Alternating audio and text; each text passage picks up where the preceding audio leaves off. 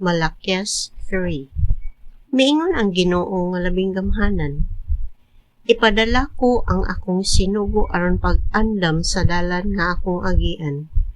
Unya sa kalit moadto sa iyang templo ang Ginoo nga inyong gipangita. Ang sinugo nga inyong gipangandoy moanhi og magsangyaw sa akong kasabutan. Apan kinsay mulahutay sa adlaw sa pag-abot niya? Kinsa may makaharong inigpadayag na niya? Sama siya sa kalayo nga nagputli sa puthaw ug sama sa isog nga sabon. Muanhi siya sa paghukom sama sa tigputli sa plata.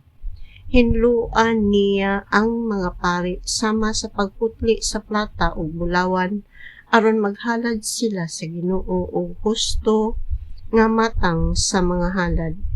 Unya ang mga halad nga dad-on sa katawhan sa Juda o sa Jerusalem ngadto sa Ginoo makapahimuot na kaniya sama kaniadto.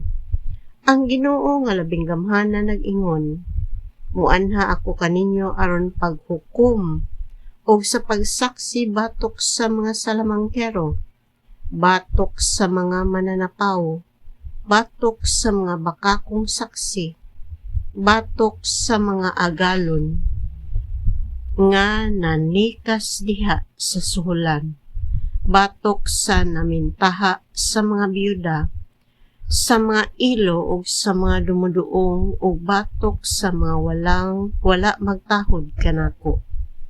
Ako mao ang Ginoo o dili ako mausab, busa kamong mga kaliwat ni Jacob, wala pagayod mapuo. Kamo sama sa inyong mga katigulangan naglapas sa akong balaod. Apan pamali kamo kanako og dawaton ko kamo. Nangutana kamo, unsa may among buhaton aron makabalik kanimo? Mangutana ako, matarong ba sa usa ka tawo ang pagtikas sa Dios? Dili, apan gitikasan ako ninyo. Sa unsang paagi? Sa mga ikapulo og mga halad. Gitunglo kamong tanan kay ang tibuok nasod na nikas kanako.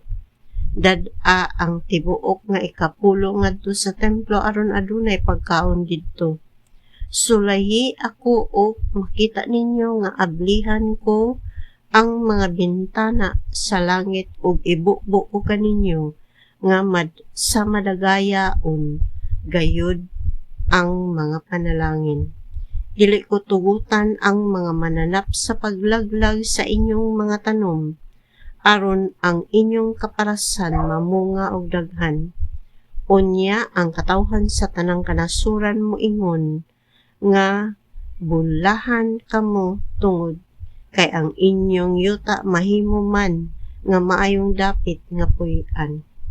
Nagsulti kamog daotan may tungod kanako, matod sa Ginoo. Apan niingon kamo, unsa bay among gisulti batok kanimo? Miingon kamo, walay kapuslanan ang paghalad sa Dios. Unsay kapuslanan sa atong pagtuman sa iyang mga sugo o sa pagpakita ngadto sa Ginoo nga labing gamhanan nga nasubo kita sa atong gibuhat? Sumala sa atong nakita ang mga mapahitas-on mao hinuon ang nabulahan. Wala lamang muuswag ang dawtan kundili gihagit panila ang Dios binaagi sa pagbuhat og dawtan ug wala sila maunsa. Unya ang katawhan nga may kahadlok sa Ginoo nagsinultihanay ug ang Ginoo namati kanila. Sa atubangan niya may usa ka basahon diin nasulat ang mga ngalan ni atong may kahadlok ug may pagtahod sa Ginoo. Sila mahimong akoa gayud, nag-ingon ang Ginoo nga labing gamhanan. Sa adlaw nga buhaton ko kini, maako na gayud sila. Kaluy-an ko sila sama samahan nga maluoy sa anak nga nag-alagad kaniya. Makita ninyo ang kalainan sa matarong ug sa dawtan ug sa nag-alagad kanako ug sa wala mag-alagad kanako.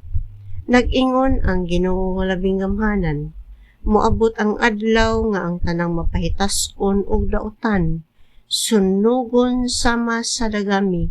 Niadto niyang adlaw mga sunog sila ug walay mahibilin kanila.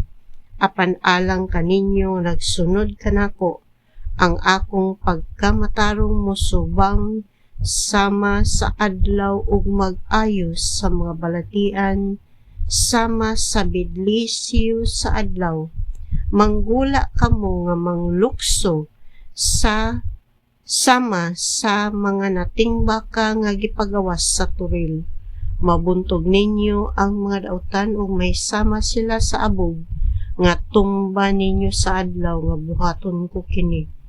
Hinumdumi ninyo ang balaod ni Moises nga akong alagad, ang mga tulumanon o mga sugo nga gihatag ko kaniya didto sa bukid sa Horeb, aron ipatuman sa tanang katawhan sa Israel.